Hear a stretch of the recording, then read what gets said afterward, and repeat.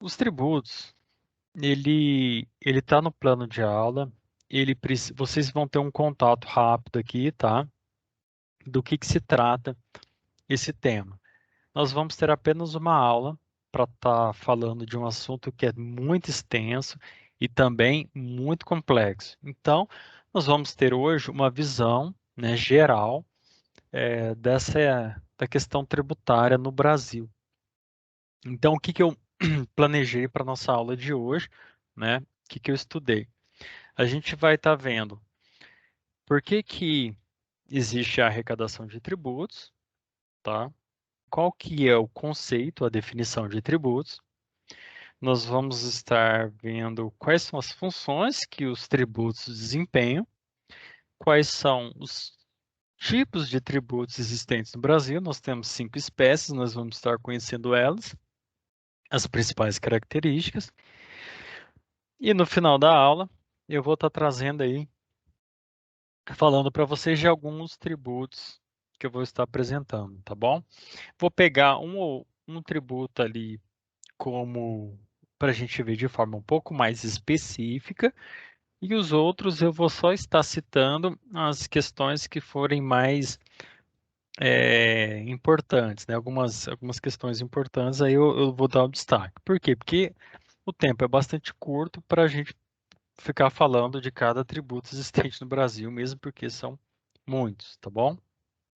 A ideia, então, é vocês terem essa visão panorâmica e terem algumas informações novas aí e conhecer um pouco melhor essa área e que é importante, tá? Importante a gente ter esse conhecimento. Então, vamos lá. Tributos, né? A necessidade de oferir receitas para custear a administração do Estado. A questão do tributo, ela existe para que você possa custear todos os custos, né? Você financiar os gastos de uma administração do Estado. Então, você mantém a estrutura do Estado funcionando. E aí você vai ter, por exemplo, os tribunais, você vai ter polícia, você vai ter as Forças Armadas, né? E aí, é claro que cada organização de país, cada estado, ele, de acordo com as suas características próprias, alguns são maiores, outros menores. Então, alguns vão oferecer, alguns têm transportes públicos, outros têm, sustentam, é, redes de saúde, né? Alguns oferecem educação pública. Então, nós vamos tendo níveis diferentes de acordo de país para país, inclusive empresas públicas. Todo esse dinheiro que é arrecadado nos tributos, eles são destinados a manter toda essa máquina pública funcionando, tá? E vai pagar, evidentemente, as obras públicas que você vai estar construindo e todo o salário do funcionalismo público. Então, nós temos os diferentes níveis, né? Nós temos nível federal, né, com a União, você tem os estados e os municípios, e eles têm suas características próprias e suas arrecadações distintas, que a gente vai estar conhecendo mais para o final da aula. A característica é, de cada tributo e se é um tributo municipal, se pertence ao Estado ou à União, tá bom?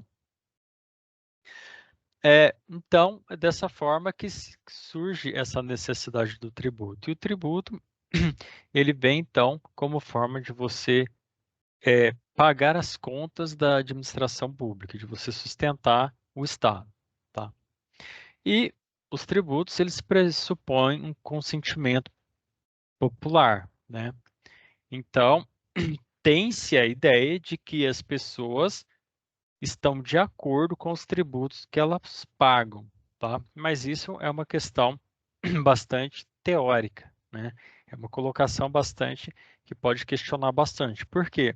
Porque você vai encontrar nas opiniões de diferentes pessoas, pessoas que estão mais de acordo, pessoas que não concordam com determinado tipo de tributo, pessoas que concorda, mas acha que o valor é muito alto. Então, todas essas questões são discutidas na representação que as pessoas têm no Congresso Nacional. Então, por exemplo, os deputados federais, eles representam é, a população do país. Então, eles falam pelos seus eleitores. Então, somente através da lei que você pode, por exemplo, instituir, criar um tributo e tudo mais. Então, existe essa ideia de que quando eles criam, por exemplo, algum tributo, a população está de acordo, tá? Mas isso é apenas um pressuposto. A definição de tributos nós encontramos no artigo 3º do Código Tributário Nacional, tá? O que é essa definição de tributo? O tributo ele é toda prestação pecuniária compulsória em moeda ou cujo valor nele possa se exprimir, que não constitua sanção de ato ilícito, instituída em lei e cobrada mediante atividade administrativa plenamente vinculada. Essa é a definição que você vai encontrar de tributos, tá? Traduzindo isso, o que ele está falando? Toda prestação pecuniária compulsória em moeda ou cujo valor nela possa se exprimir, significa que é um pagamento, né, em valor de moeda compulsório, ou seja, obrigatório. Então, o tributo é um pagamento em valor de moeda obrigatório. E ele não é e sanção de ato ilícito não faz parte de tributos, ou seja, multas, né, não são tributos, tá? Porque multa ele está relacionado a quando você comete alguma coisa que é proibido, por exemplo, um ato considerado ilícito. Então, multas não são tributos. Instituído em lei, né? Essa observação é importante, porque somente a lei pode criar um tributo. Criar, extinguir, alterar valores e tudo mais, tá bom? Então, isso tem que ser criado em lei. Então, é, você não pode criar um tributo na prefeitura. Você só poderia instituir esse tributo se ele estiver previsto, né, em lei. E essa lei aí, ela é criada em nível federal. E é importante entender que a lei federal, né, a Constituição, tudo mais, ela dá a permissão e alguns tributos é o município que vai estar instituindo e administrando esses tributos, inclusive com valores de alíquotas. Então, tem algumas pequenas diferenças aí que os municípios têm uma pequena margem para estar trabalhando. E por último, além da importância de ser instituída em lei, que ela é cobrada mediante atividade administrativa plenamente vinculada. O tributo, para ele surgir, ele tem que ter o que nós chamamos de fato gerador, tá? Então, esse fato gerador, ele é determinado na própria lei. Quando se cria uma lei para estabelecer um tributo, né? Desculpa. Ele já fala ali o que será o fato gerador de determinado tributo, tá bom? Na página 66 do livro que eu estou utilizando para essa aula, inclusive eu até esqueci de falar com vocês, que eu estou utilizando dois materiais para nossa aula, tá? E mais dois materiais auxiliares que eu recomendo para a gente entender um pouco mais do cenário que se encontra. O livro que eu estou utilizando para a aula chama Manual de Direito Tributário. O autor é Eduardo Sabag. É um livro muito bom, tá? Essa é a minha edição aqui, é a terceira edição. E o livro todo, ele traz toda a questão da legislação tributária brasileira, comentando, traz os artigos, e muitas votações em tribunais superiores da justiça quando tem algum conflito de entendimento sobre a questão tributária, tá bom? É um livro muito bom.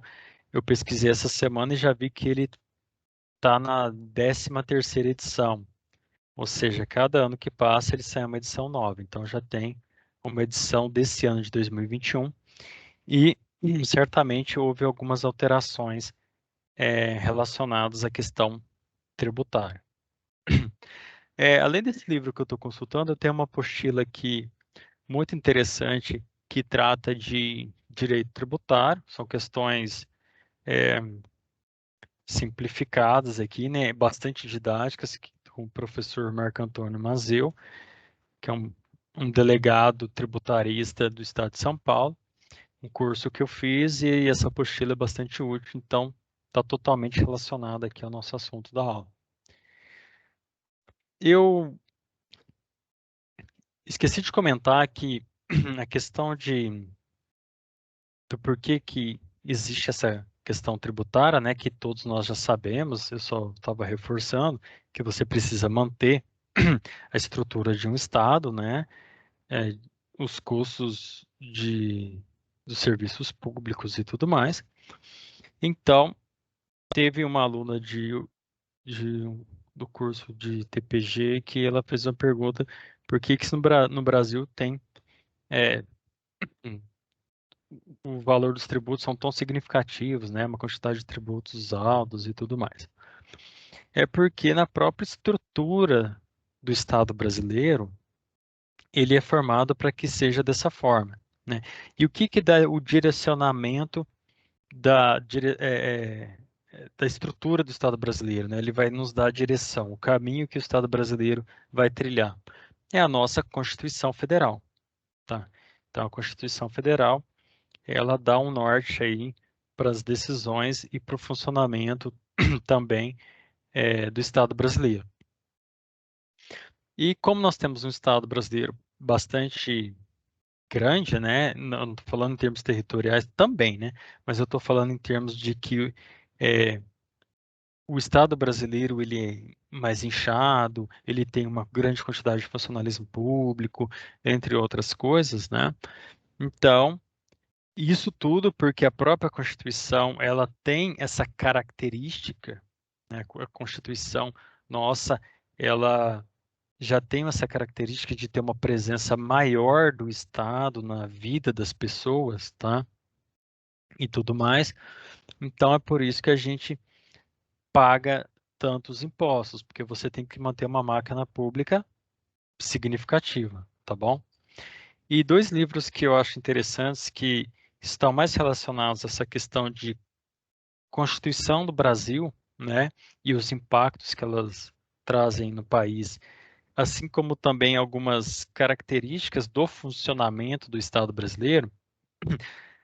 Os livros que eu indico são Por que o Brasil é um País Atrasado, tá?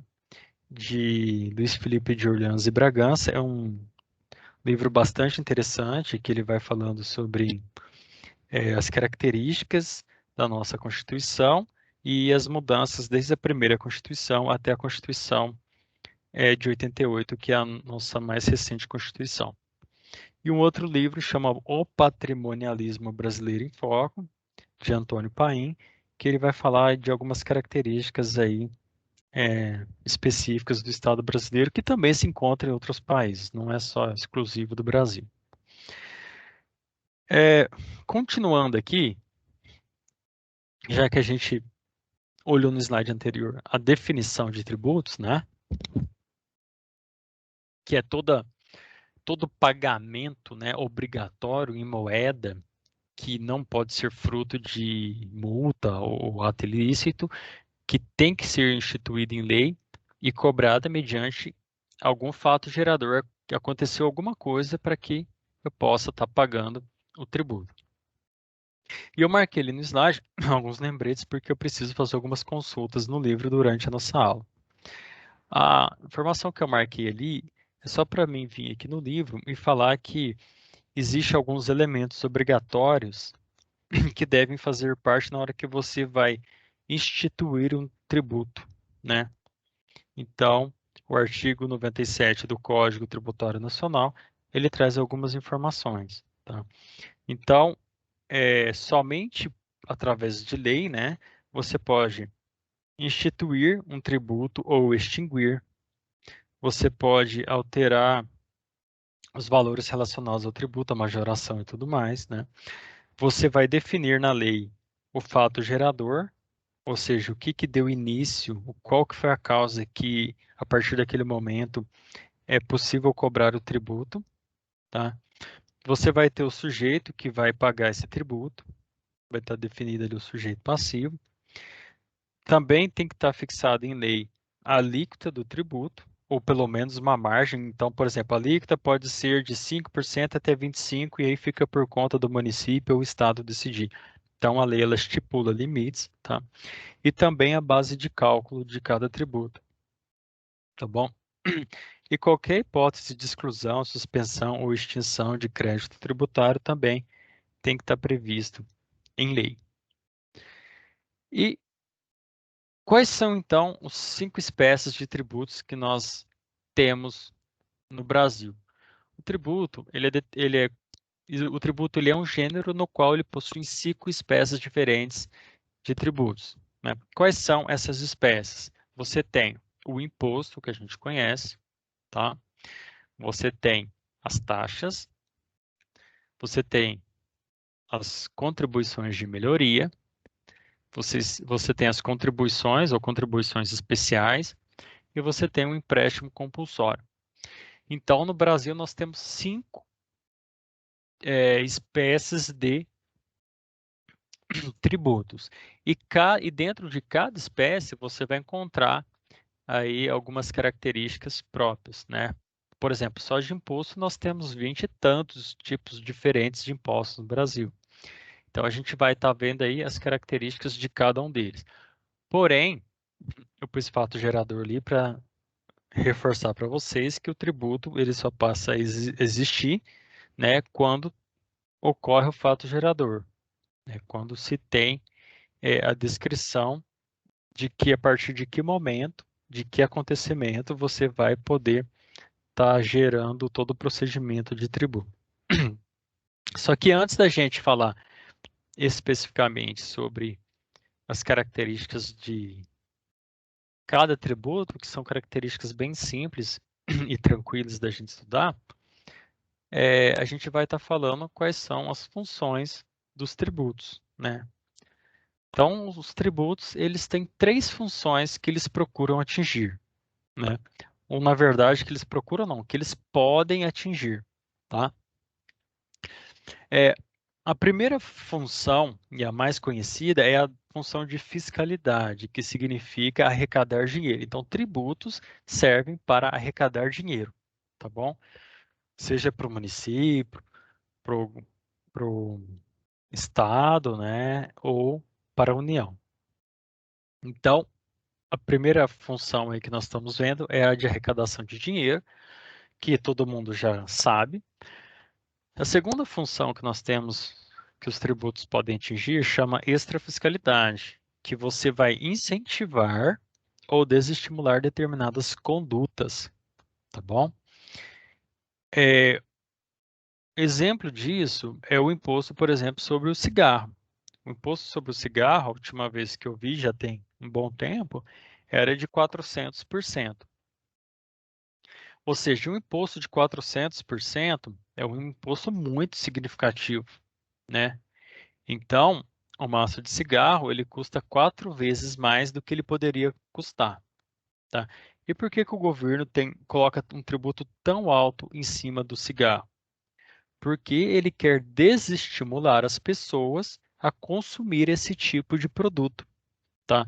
Então, alguns produtos que têm uma alta taxação procuram atingir esse objetivo de extrafiscalidade. Não é que todo produto que tem uma alta taxa de tributo tem esse objetivo, tá?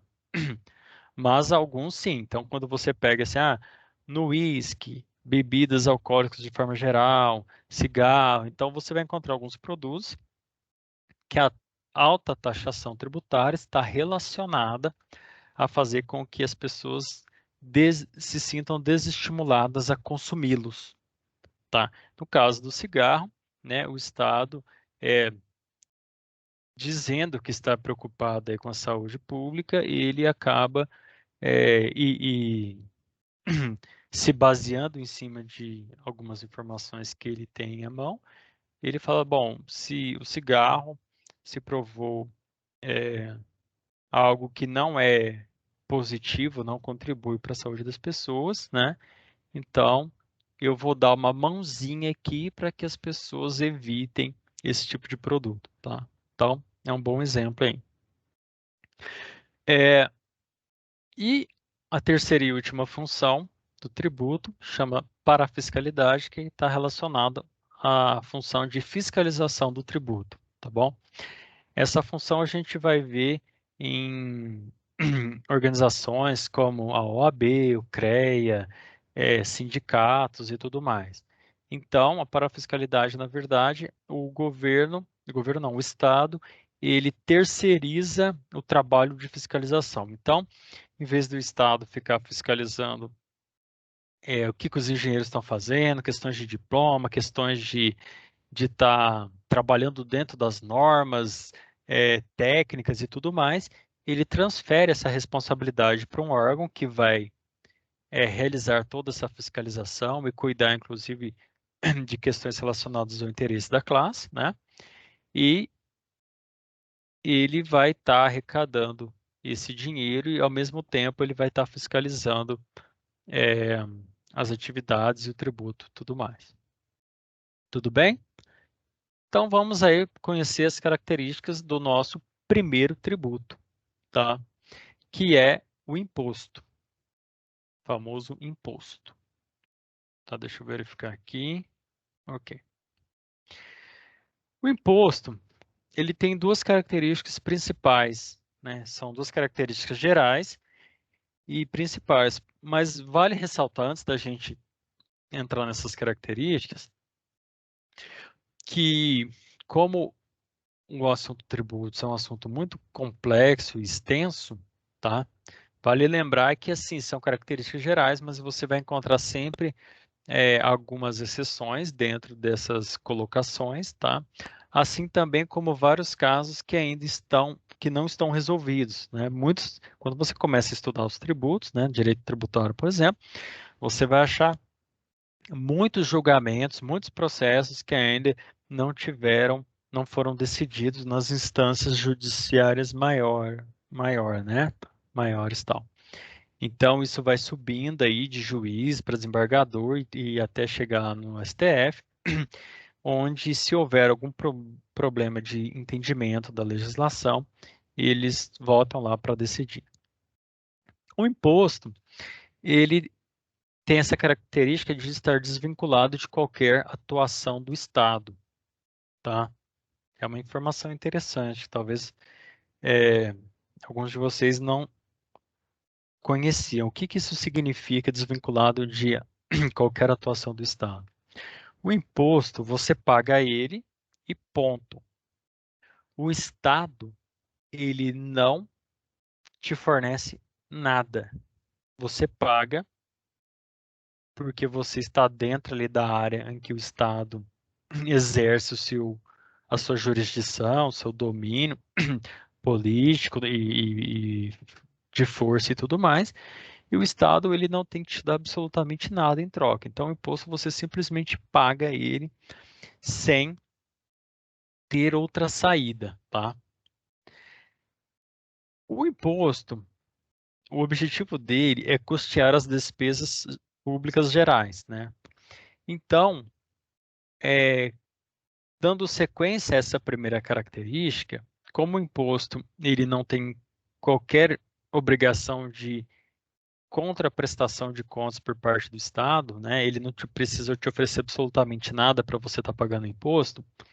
O imposto ele não pode ter destino vinculado. O que que significa isso? Significa que o dinheiro do imposto ele é utilizado da forma que for decidido pelo gestor público, tá? Ou seja, eu estou pagando imposto porque o dinheiro do imposto vai ser utilizado para a saúde. Não. Dinheiro do imposto é um dinheiro que não tem vínculo nenhum. Ele pode ser utilizado para qualquer coisa, tá? Então a gente não está pagando imposto e o imposto vai ser utilizado para a saúde. Você está pagando imposto e aquele dinheiro fica lá para ser utilizado da forma que o gestor achar que convém. Porém, você vai encontrar algumas exceções dentro dessa regra aí, em que algumas decisões, alguns impostos específicos ali vão estar ali mais vinculados a algum tipo de destino do dinheiro público, tá? O segundo tipo de tributo, e no final da aula a gente vai estar vendo aí alguns exemplos de impostos, tá bom? É, o segundo espécie, né, de tributo que eu trago aqui para vocês é a taxa. A taxa, ela tem como fato gerador está vinculado a alguma ação estatal. A taxa ela é diferente do imposto nessa característica que é a seguinte: você paga a taxa se o Estado fizer alguma coisa para você, entendeu?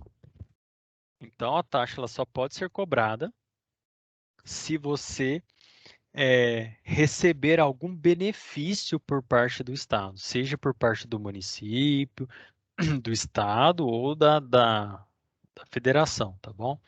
Então a taxa ela está vinculada a alguma coisa que foi feita para você e você agora é, precisa é, acertar essas contas aí, tá bom? Eu coloquei aqui, isso aqui na verdade é uma informação, não é nenhuma característica, que as taxas elas são uma boa fonte de arrecadação para os municípios, tá bom? Então gera dinheiro aí para os municípios e que ela tem mais duas características importantes, pelo menos, que é o exercício, financiar o exercício do poder de polícia que chama. Essa polícia não é polícia militar, é a polícia o poder de polícia de fiscalização. Então aqui a gente está falando de você estar custeando a fiscalização dos agentes públicos que têm determinados trabalhos relacionados a isso, tá? E serviço público, uma característica da taxa é também ter que o serviço público seja específico, tá? Vamos lá, me enrolei aqui. Uma outra característica da taxa é que o serviço público ele tem que ser específico e divisível. Então, você vai pagar a taxa se você souber especificamente por que que você está pagando aquela taxa, né? E tem que ser divisível, tem que ser quantificável, mensurável, para que você saiba exatamente qual parte te compete no pagamento daquela taxa. Então, tem um exemplo interessante que, há alguns anos atrás, a gente pagava taxa de iluminação pública. Então, isso foi julgado e a iluminação pública não poderia ser cobrada como taxa, porque não é possível você mensurar a parte que um cidadão usufrui de iluminação pública. Então, ela se transformou em uma contribuição, tá? Então, ou seja, a gente continua pagando, mas ela mudou a classificação dentro do tributo. E lembrando que taxa ela é diferente de tarifa, tá? Tarifa também é conhecido como preço público. E tarifa tem algumas características que você não é obrigado a pagar porque você pode se recusar ao serviço. Ela tem algumas pequenas diferenças aí, tá? Então, as pessoas não podem confundir uma coisa com a outra. Então, para você saber em detalhes, que no nosso caso a gente terei que estudar especificamente essa questão de tarifa. Então, uma coisa que é importante a gente ficar atento, que taxa é uma coisa muito comum que a gente paga, né? Então, você vai na rodoviária, compra uma passagem, você acaba pagando um valor ali relacionado administração da rodoviária municipal, mas isso é taxa, isso é tarifa, né? Se for taxa, você pode perguntar sobre o que é isso, né? E você, se quiser complicar a vida de quem está te cobrando uma taxa, você fala o seguinte: olha, eu quero saber qual serviço específico vocês estão me oferecendo e como que vocês sabem que esse valor é o valor correto dessa taxa, né? Como que vocês conseguiram mensurar o valor da taxa? Tudo bem?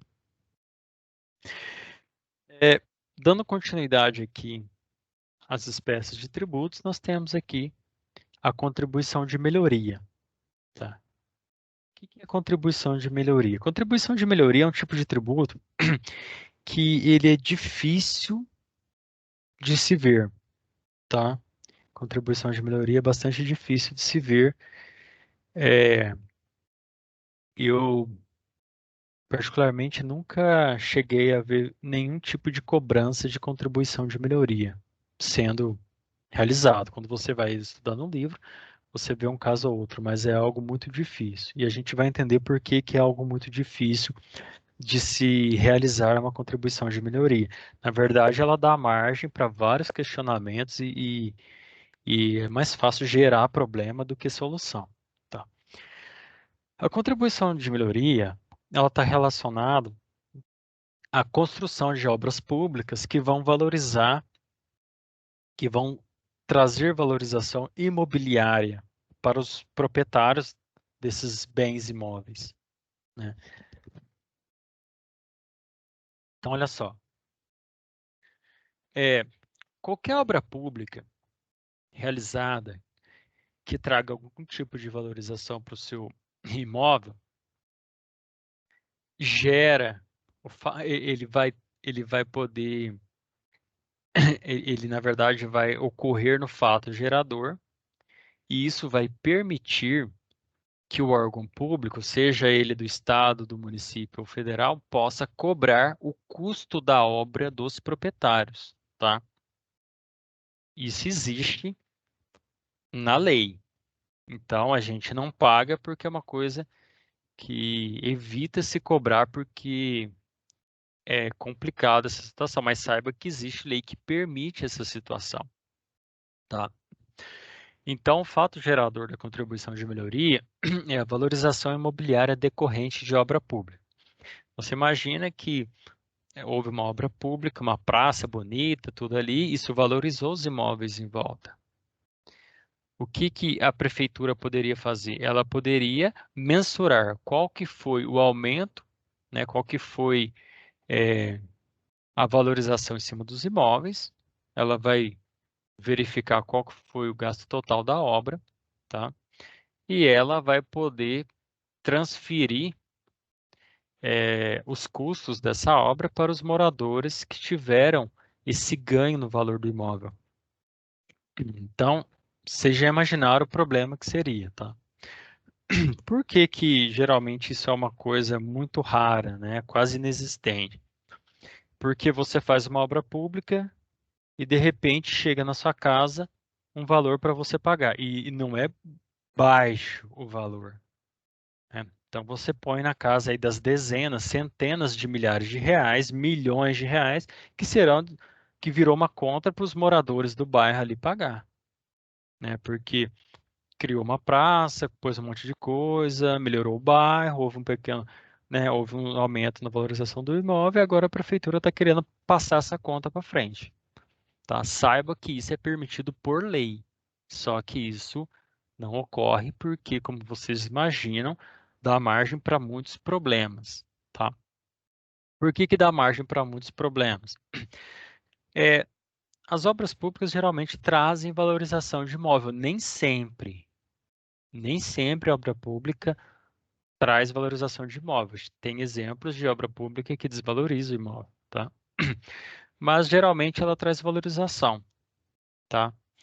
E aí, o que que acontece? Se você imaginar que toda a valorização imobiliária decorrente de obra pública for repassada para os cidadãos, vai ter um problema de que as pessoas não vão querer que tenha mais obra pública na cidade, porque senão vai chegar a conta, Esse é o primeiro problema, né? O outro problema é a capacidade contributiva do cidadão. Se você imaginar um bairro de baixa renda, houve uma obra pública, você vai mandar a conta para quem não tem dinheiro para pagar? Entendeu? Tá aí mais um exemplo de problema que isso pode acarretar. E tem um outro problema, e talvez esse problema é o que justifique a criação desse tributo, é o seguinte: a questão do enriquecimento ilícito. Talvez esse tributo esteja exatamente visando o combate ao enriquecimento ilícito. Por quê? Porque o prefeito, o amigo do prefeito, o secretário, ou seja o que for, né, pode estar utilizando de obras públicas para aumentar o valor imobiliário dos seus imóveis, entendeu? Então você imagina que tenha um novo loteamento na cidade, tá? E aí o terreno custa 20 mil reais, né? Tá longe de tudo. Aí a prefeitura leva asfalto, leva esgoto, leva iluminação pública, a prefeitura leva posto de saúde perto, faz praça, gastou alguns milhões ali. E aí os donos dos terrenos que valiam 20 mil estão valendo 65 mil, 70 mil. Houve um claro aumento no valor do imóvel, né? Então, se isso for utilizado de má fé, você está gerando enriquecimento ilícito com dinheiro público.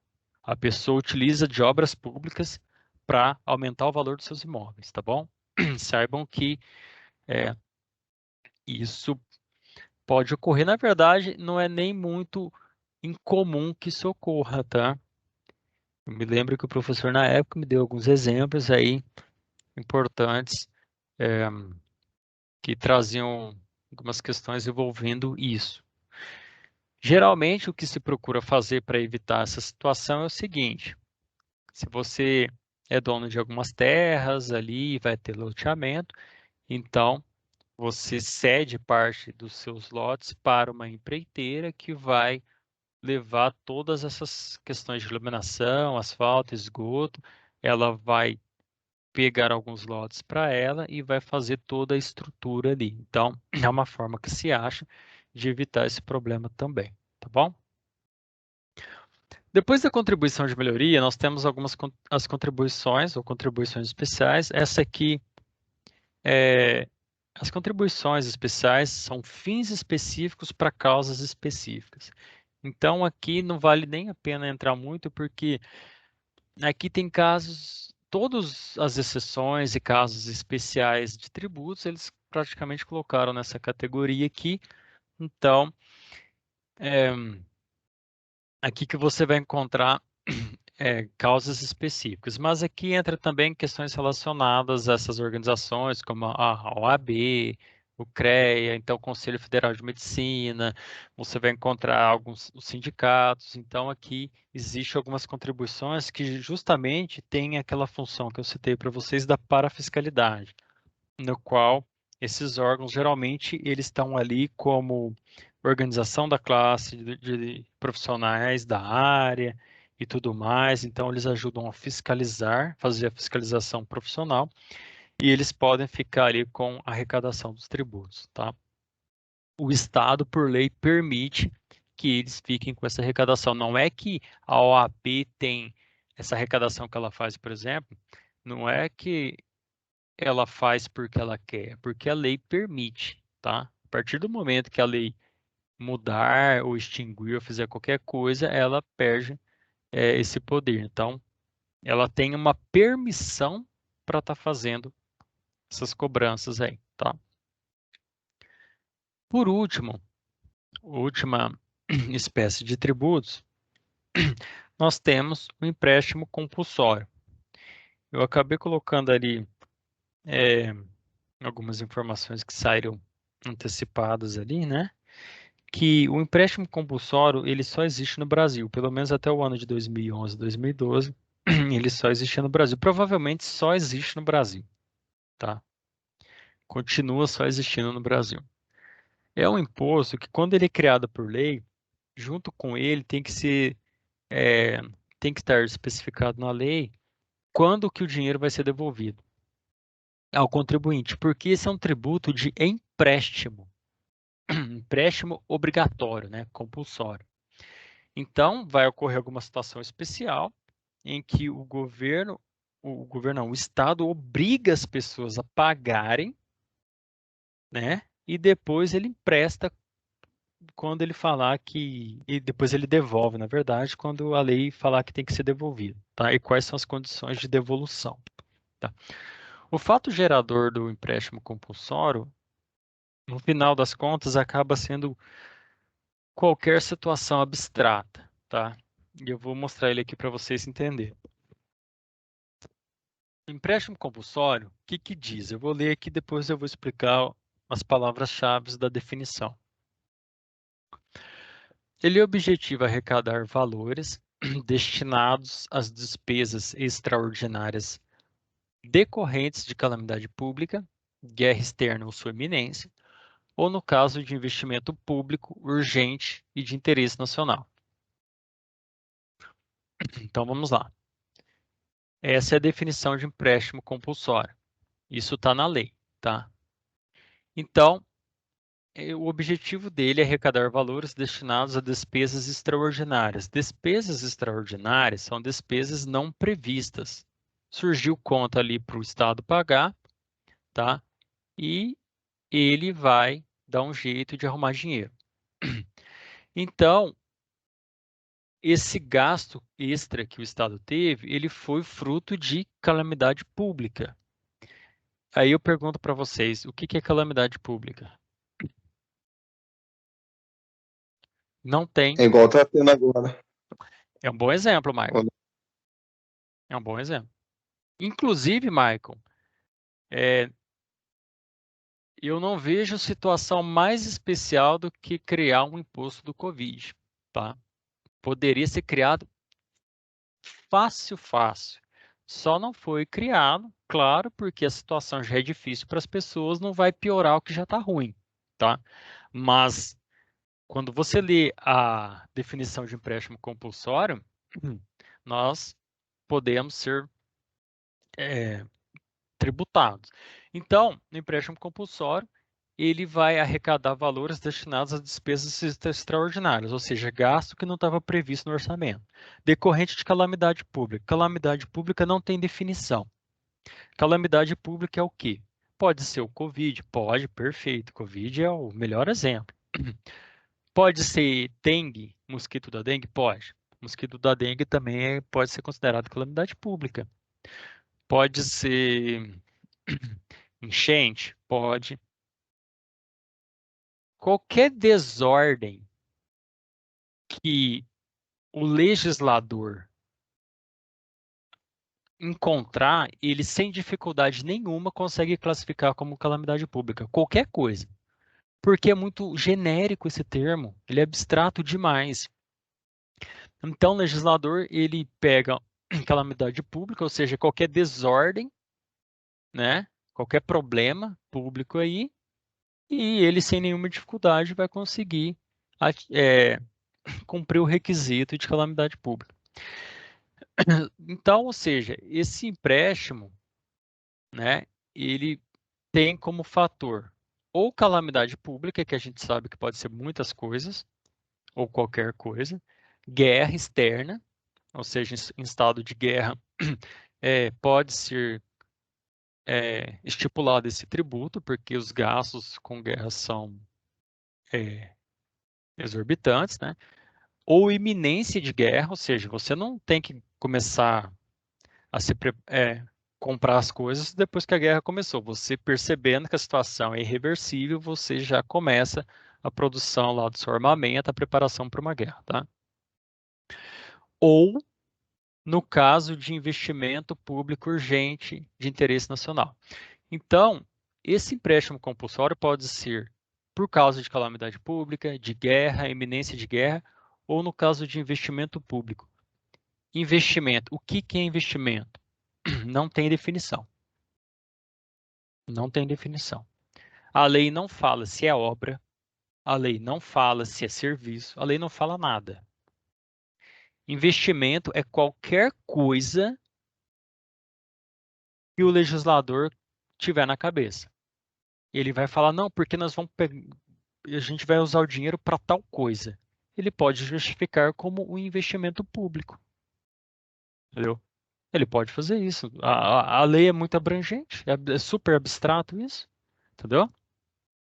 Então, no caso de investimento público, ou seja, você não sabe o que pode sair disso, urgente, né? Não fala, também não determina prazo, né? Fala urgente, aí urgente também é um termo que tem uma certa elasticidade, né? E de interesse nacional. Então tá bom. Resumindo, como diz, é, como é, o empréstimo compulsório, ele é visto como uma coisa bizarra dentro da área tributária, tá?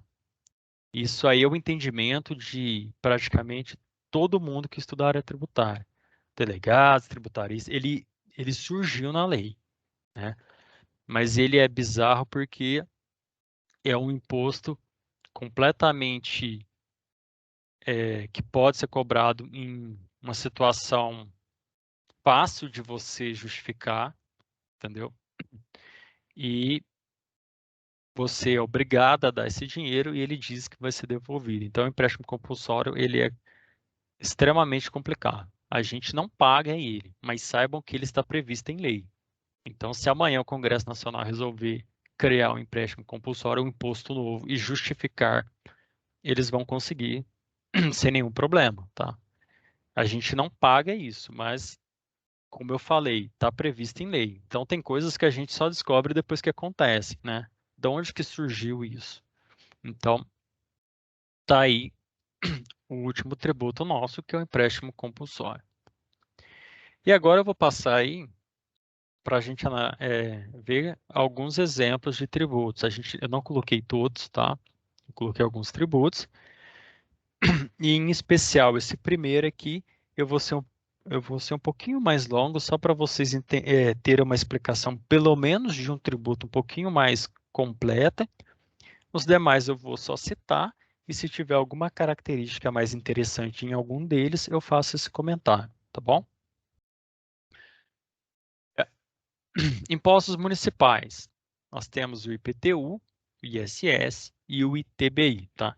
Esse P981 é a página aqui que eu tenho que consultar no livro para nossa aula. Então, 981, Imposto sobre a Propriedade Predial e Territorial Urbana. Então, esse é um imposto muito comum. Acredito que todos vocês aí já tiveram contato com o IPTU, né? Saibam do que se trata. O IPTU, ele é de competência do município que vai instituir o imposto, né, sobre a propriedade predial e territorial urbana, tá bom? Quem que paga esse imposto, né? Quem que é o sujeito passivo? É o proprietário, o titular do domínio útil e pode ser também o possuidor, tá? É, Qual que é o fato gerador do IPTU? Artigo 32. O imposto de competência dos municípios sobre a propriedade predial e territorial urbana tem como fato gerador a propriedade, o domínio útil ou a posse de bem imóvel por natureza ou por acessão física, como definido na lei civil, localizado na zona urbana do município. Então, isso é o artigo que fala do que gera esse tributo. A partir, se acontecer isso, o município já pode cobrar o tributo. Aconteceu o quê?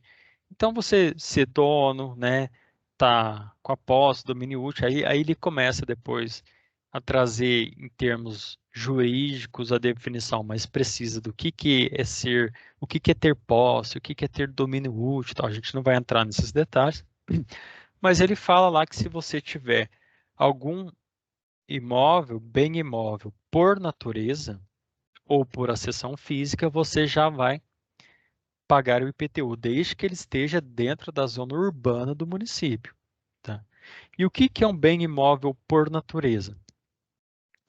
São os imóveis que se formaram por forças da natureza, compreendendo o solo com a sua superfície, os seus acessórios e adjacências naturais, as árvores e frutos pendentes, o espaço aéreo e o subsolo.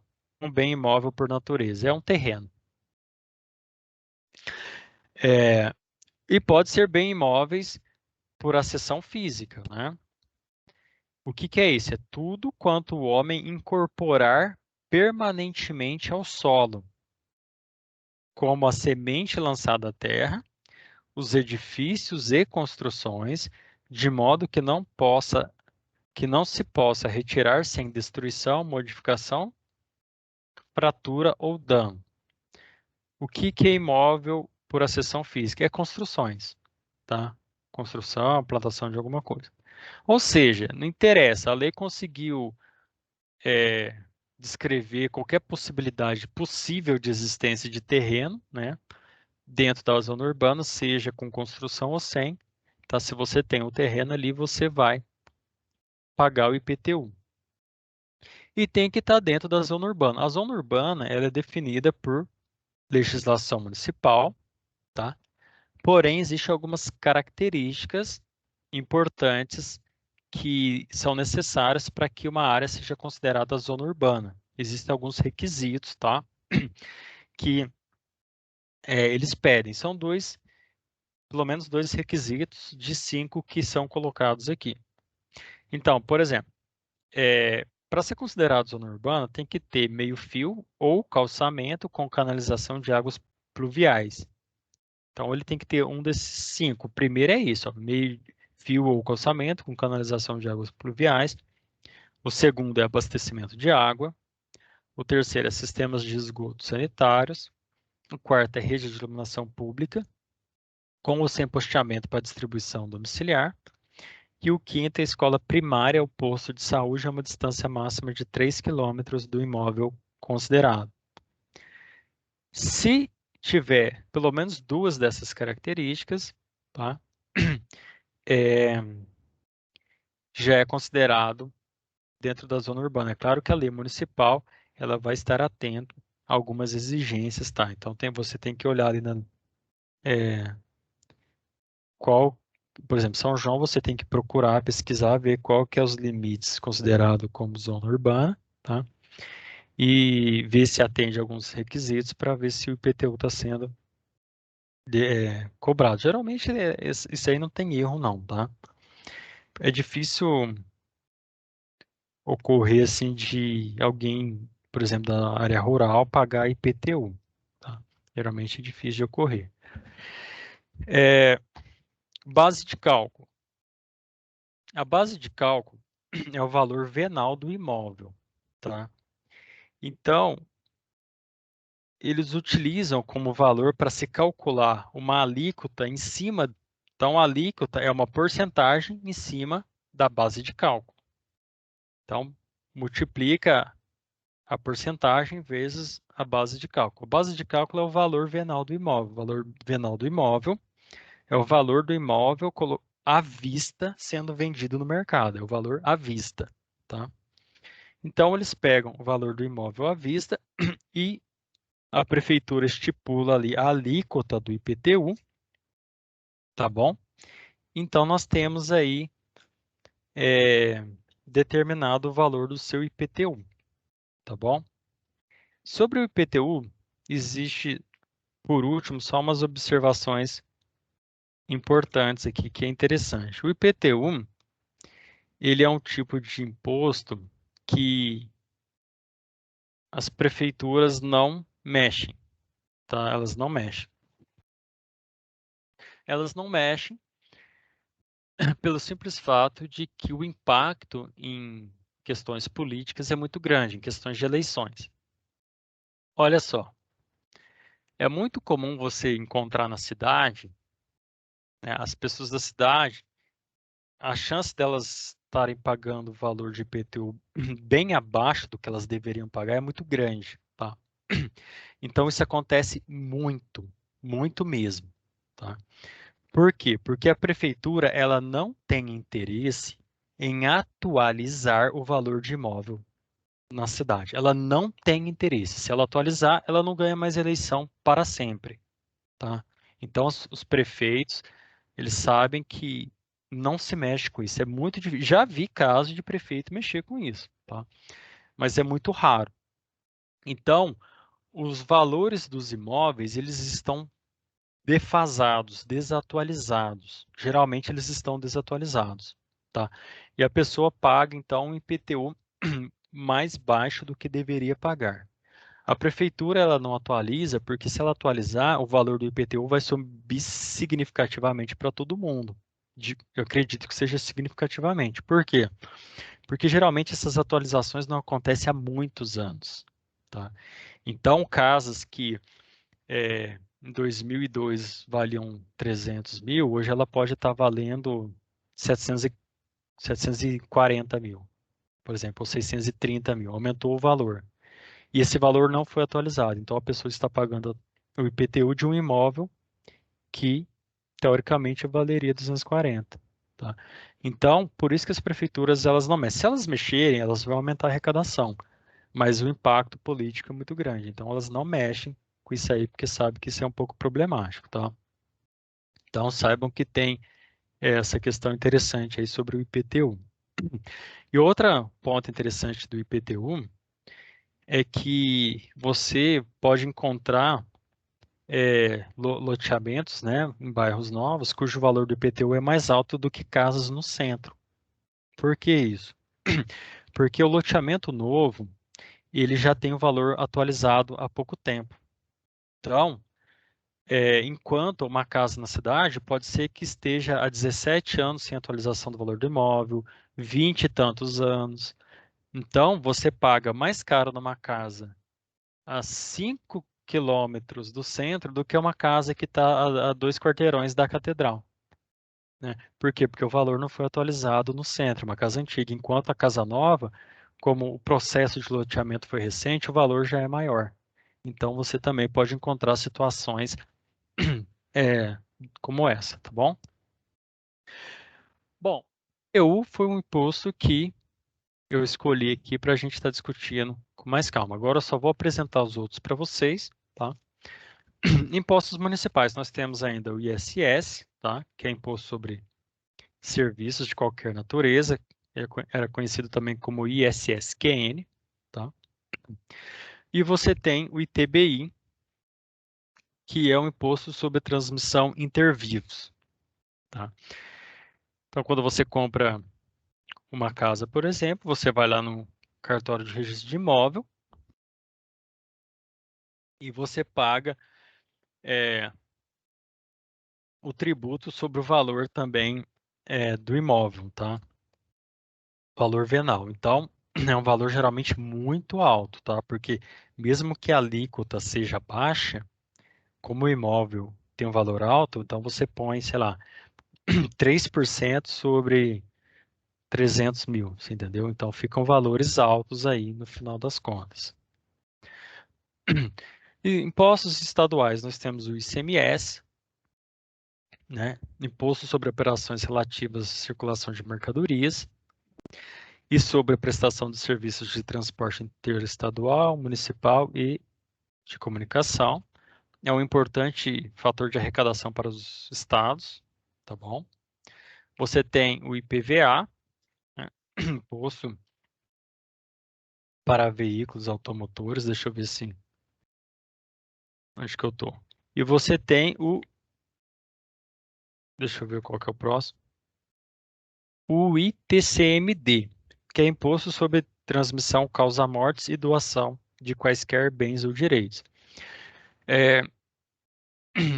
Esse ITCMD, ele é imposto também em caso de doação, porque às vezes a pessoa, ela poderia, por exemplo, em vez de comprar a casa e pagar o ITBI, então faz o seguinte, você me vende a casa, eu te dou dinheiro e você fala que está me doando a casa, mas não tem como escapar, tá? Se você não cair no ITBI, você vai cair no ITCMD.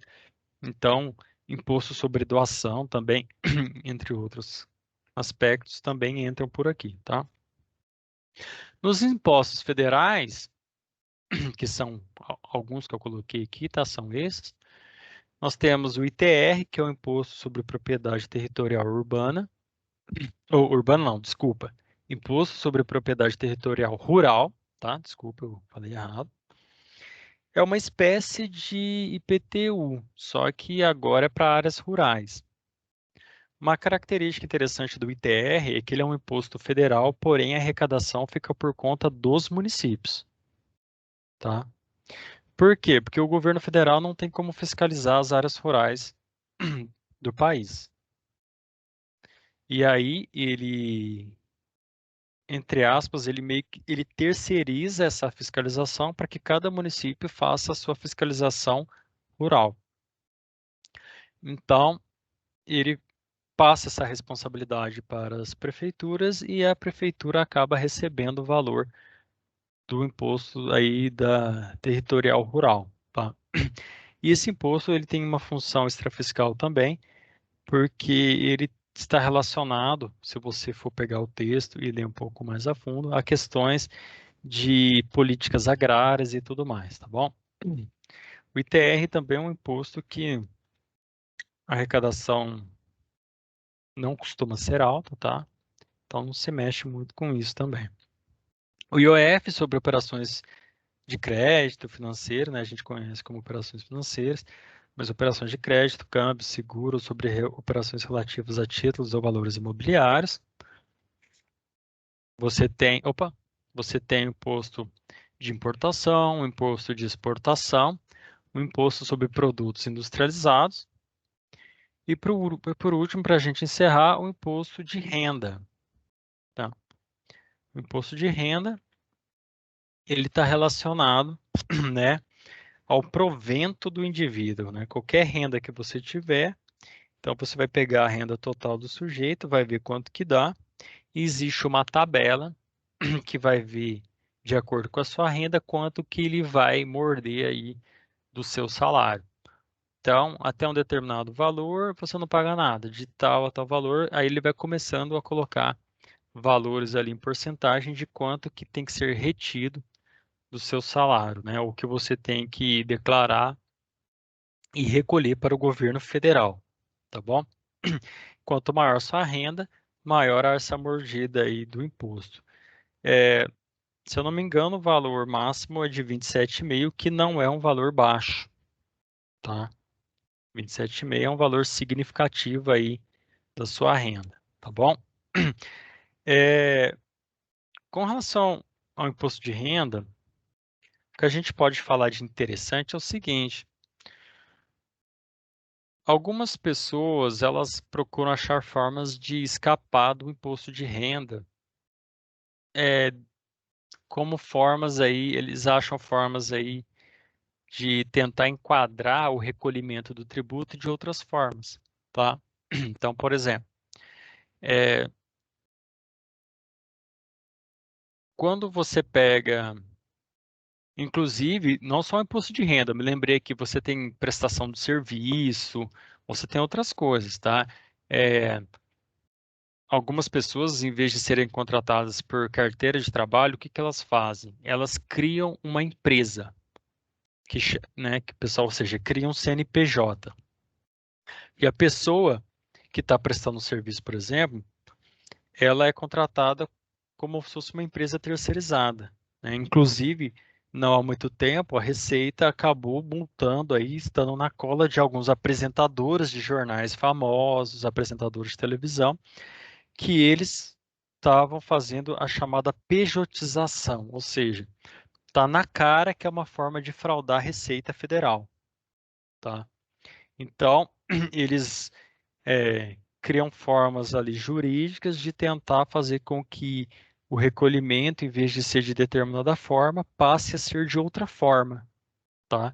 Então, isso também é bastante comum, tá? Mas a Receita Federal, às vezes, fica de olho e pega um caso ou outro. Um exemplo interessante que eu me lembrei também, esse é o último, tá? Relacionado à questão da renda, é que os jogadores de futebol, eles são pagos não como prestadores de serviço. Na verdade, eles são prestadores de serviço, né? Eles ficam chutando bola lá, então eles estão prestando serviço para o clube. Mas eles não são pagos como prestadores de serviço porque a arrecadação seria maior dentro dos ganhos que eles têm. Então, eles acabam enquadrando como venda de direito de imagem.